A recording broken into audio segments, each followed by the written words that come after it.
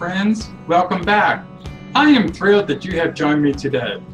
I hope you are doing well, or as I like to say, fantabulous. The title of today's show is Getting Life Done. Yesterday, as I was compiling my list of things to do between now and the end of the week, I listed the following chores to be completed after I take my son to the podiatrist on Friday. 1, give the dog a bath. 2, clean both bathrooms. That may not seem like much, but if you have been moving and doing as much as I have these last several plus weeks, you would understand that those 2 chores, in addition to taking my son to the podiatrist, felt like a boatload of chores. I was dreading having to do that which I dislike doing, but knew, as with laundry and going to the bathroom a gazillion times per day, these chores needed to be completed. That is when something wonderful happened, similar to the day when someone whispered into my ear, "Pray the rosary." I will need to share that story in a future episode. Yesterday, I was sitting at my desk thinking about projects I needed to get completed when the thought occurred to me with regard to giving the dog a bath. Why put off tomorrow what you can do today? I'm certain many of you are familiar with that saying. Then I started thinking, if I give Tosh, that's our dog's name, it is spelled T-A-C-H-E, a bath today, even though I am both tired and busy from work I completed in the morning, that will give me more time to work on other projects on Friday and one less chore to have to complete. Besides, do I really want to give the dog a bath after running my son to the doctor? The answer was no. So I picked myself up from my desk chair, rolled up my sleeves, let the dog inside the house, put him in the tub, and gave him a thorough washing. He was really good about it too. Voila, job done. I can now check that item off of my to-do list. Left on Friday's list of chores to be completed, in addition to taking my son to the doctor, is cleaning the bathrooms. The more thought I gave to cleaning the bathrooms, the less I wanted to do it, at least on Friday anyway. So, what did I do? I recalled yesterday's phrase, why put off tomorrow that which you can do today? So, after putting my foot to the pedal and exercising on the exercise bicycle for 30 minutes, I thanked Jesus for a great workout, gave God all the glory, and got right to cleaning those bathrooms. Guess what? Come Friday, all I have to do is take Joshua to the podiatrist, but will not have to clean the bathrooms or give Tosh a bath. That is called forward planning. Allison Scrutchins, president of Forward Planning, whose mission is to empower others and allow them to take advantage of opportunities that assist them to grow and develop in the most successful manner, according to her website, defines forward planning this way. Forward planning is that avenue you take when you're ready for your dreams to become a reality. I can tell you with absolute certainty that giving the dog a bath or cleaning the bathrooms are not part of the dream vision I have of becoming a successful, well-paid, high-demand, motivational, inspirational speaker, teacher, author, and blogger. However, having said that, because of forward planning and not putting off tomorrow what could be done today, credit to Jesus, the angels, or whomever for whispering that little reminder into my ear, I will now have time on Friday to work on another episode of The Talking Mexican or work related to my professional speaking career rather than cleaning bathrooms or giving the dog a bath. Why will I have that time? Because I didn't wait until tomorrow to do what could be done today.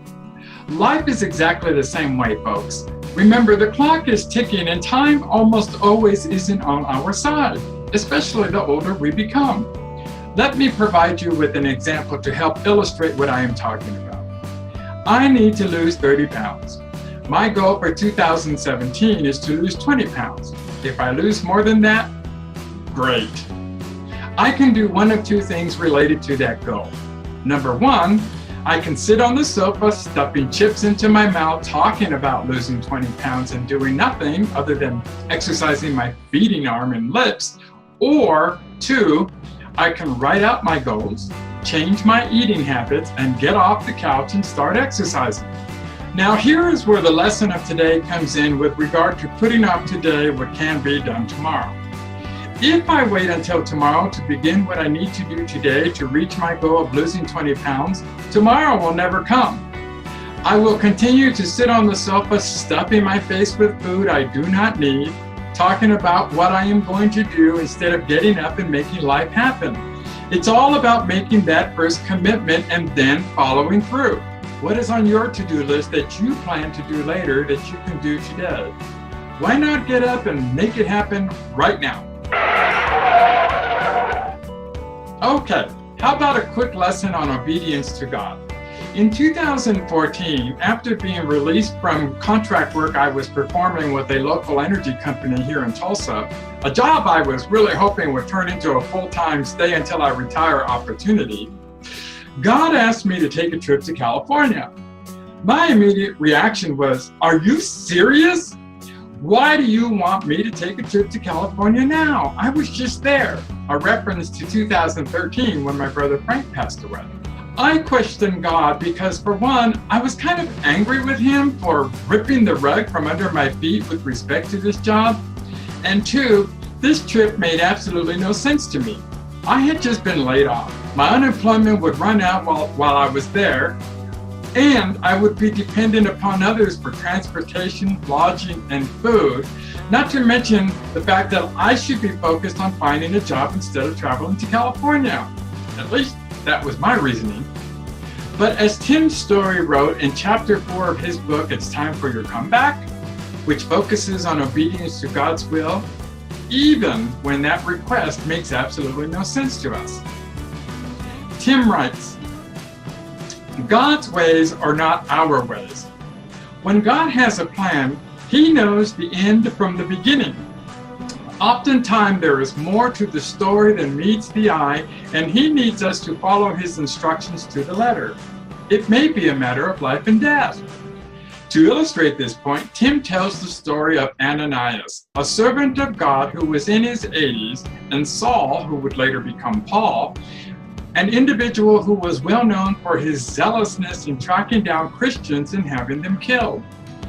God asked Ananias to seek Saul out and bring him to his home. Can you imagine how crazy that must have sounded to Ananias?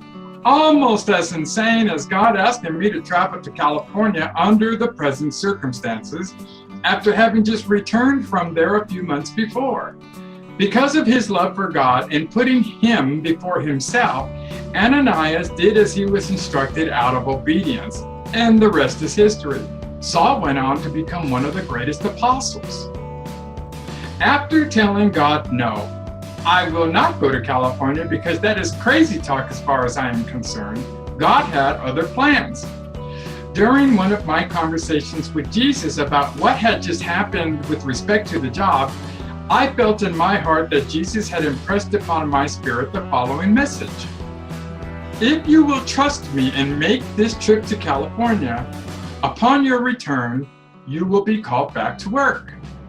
Although I wanted very much to return to the company I was working with previously, I decided that something was better than nothing, and because I love God as much as I do, I would be obedient to His request, even though it made absolutely no sense to me.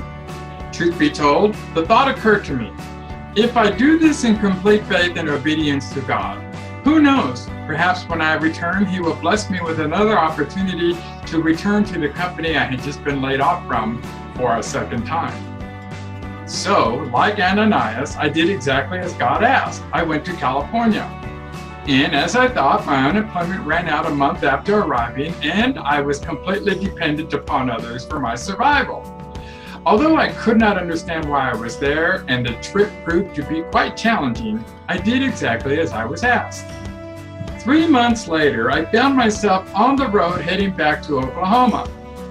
On the day we crossed the state line from Texas into Oklahoma, I received an email on my cell phone from a former colleague who was still working at the energy company I had been laid off from, asking for my contact information and an updated resume. There was someone he knew that was interested in speaking with me about a job. Thinking this was going to be someone he knew in the Tulsa area, but not where we had worked previously, I did as he asked. A job is a job. It was about a week later when I received a telephone call from this gentleman my friend had made reference to. Here's the clincher. This is how we know God is so much bigger than us. The gentleman in question worked at the company I was laid off from the year before and wanted to know if I was interested in returning to that job I was doing previously, which was onboarding new hires. Are you kidding me? I thought to myself. God kept his promise just as he said he would, even though it made no sense to me making that trip to California. That was in March 2015. I stayed with the company through January 2016 before being laid off a third time. But that isn't what is important. As with Ananias, the key to moving forward to doing what God has ready for us to do is our obedience to his will, even when the request that he is making makes absolutely no sense to us. Like the Talking Mexican. When you look at how this show began and the direction it is headed toward, it made absolutely no sense as a show. However, when God asked me to start this show, unlike the trip to California, I did not hesitate. I stepped right up and asked, "What will you have me do, Lord?" The rest will become history. That does it for today's show. If you follow us on Facebook, please don't forget to like us. If you follow us on YouTube, please don't forget to subscribe to our channel. Also, your feedback is very important to me. If you like the show, topics and discussion, or even if you don't, tell me why. Provide some suggestions. Share your thoughts. I would love to hear from you. Feedback is a great way to assist me with understanding exactly what you want more or less of. As always, give God all the glory, be kind to one another, smile because you can, love with all your heart, and pray for peace. God willing, until next time, adios!